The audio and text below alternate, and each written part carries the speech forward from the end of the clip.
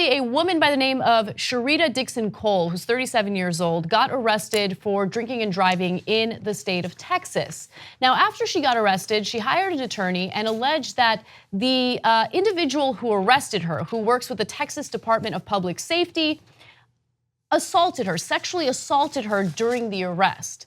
She claimed that the trooper repeatedly told her he would let her go in exchange for sexual favors. When she said no, she claimed the trooper sexually assaulted her, and that's according to her to a statement from her attorney on Monday. Well, now we have some evidence of what really happened. Luckily, there was body camera footage that showed the entirety of the arrest, and the cops decided to release 2 hours of that footage, unedited, to show us what really happened. And it turns out that she lied. Now, we're not going to show you the 2-hour footage, but we're going to show you a snippet of it. Take a look. How much alcohol have you consumed this evening? One drink. Just one? What was it? Vodka and pineapple. Okay. Thank you. I also see there's a couple of containers of alcohol in the back seat. It looks like wine and yes, vodka. I'm bringing that from groceries from my house to his house.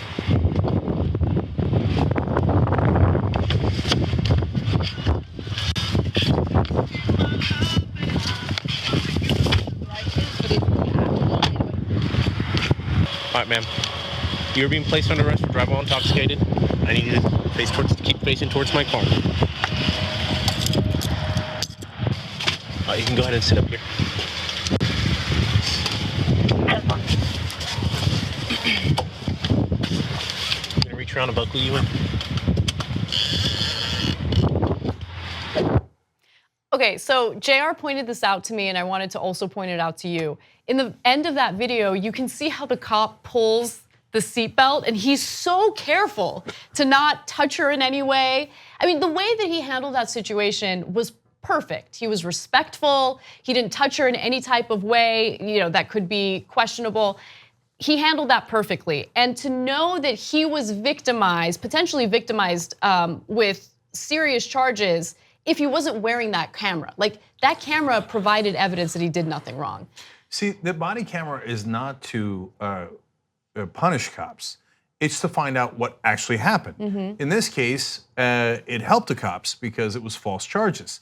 And by the way, if you're not doing anything wrong, which is a thing that cops say all the time, you should love the body camera on you.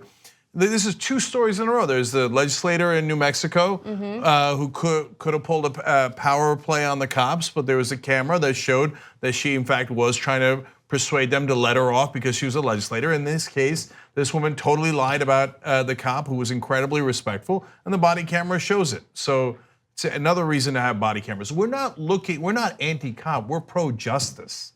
So in this case, the cop was the victim because he had the false charges against him, and the body camera, the evidence, the facts showed that he was right, and we got justice.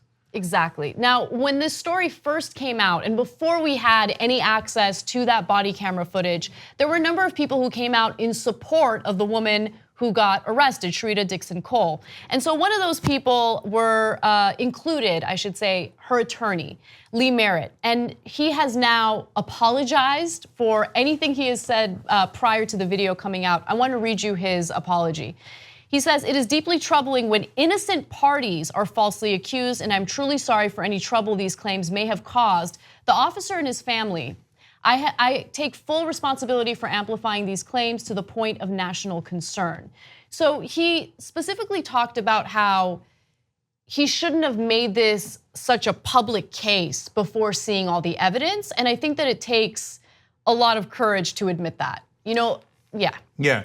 Look, so Shaun King, who used to work at the Young Turks too, and now at The Intercept and has his own PAC to fight for justice, also publicized the case. But to be fair to the attorney, first of all, he represents her. To be fair to Shaun King, 99 out of 100 times these cases are real, and the cops won't turn over the body cam evidence for months. Mm-hmm. So are you supposed to just sit back and go, oh no, that's okay, I just trust the cops, I'm sure everything will be fine?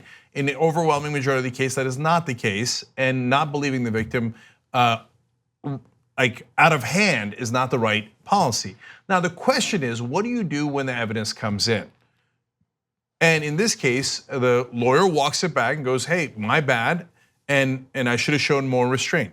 Shaun King came in and walked it all the way back. Yes. Okay, yes. so you've got some quotes there, Anna? I do. So let's go to graphic 68. He tweeted about it, and then he also wrote a lengthy blog about this. He says, today the Texas Department of Public Safety released this body camera footage of the traffic stop, field sobriety test, and subsequent arrest of Sherita Dixon-Cole.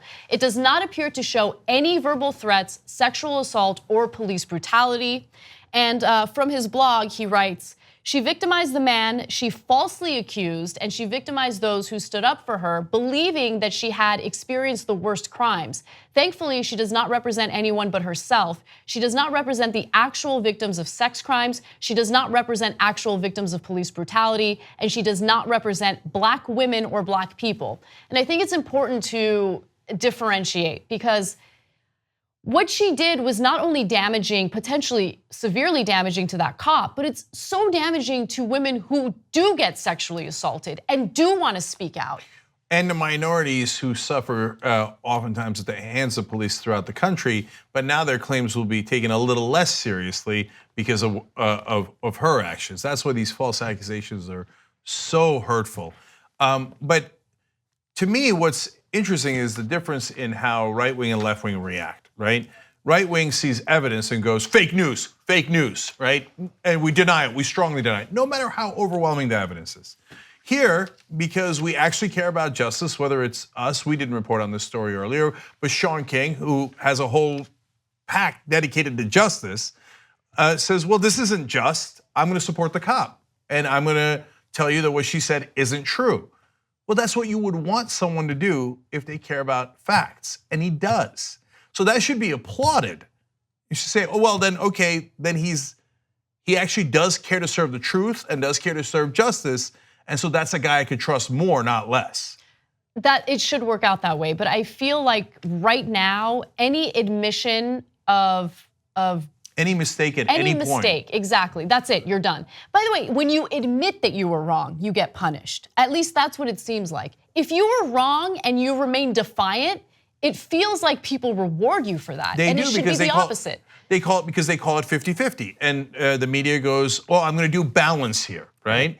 But you know what that does is that gives a giant advantage to lies. Because if the truth is not on an even playing field and the lies are given just as much credit as the truth, well then you're not doing journalism, and two, it gives an incentive to lie because they know, hey, people like Shaun King, they admit it when they're wrong. Ha ha, that's a mistake. We never admit it when we're wrong, right? But for all of you out there who are not partisans and you don't care about the Republican or Democratic Party, see how people react to their mistakes and whether they actually care, whether they care about facts, reason, logic, reality, and then make up your mind about them. 2 easy ways to follow the Young Turks. One is hit the subscribe button down below, then you're a TYT subscriber. And second is ring the bell. And when you do that on YouTube, you're notified of our videos.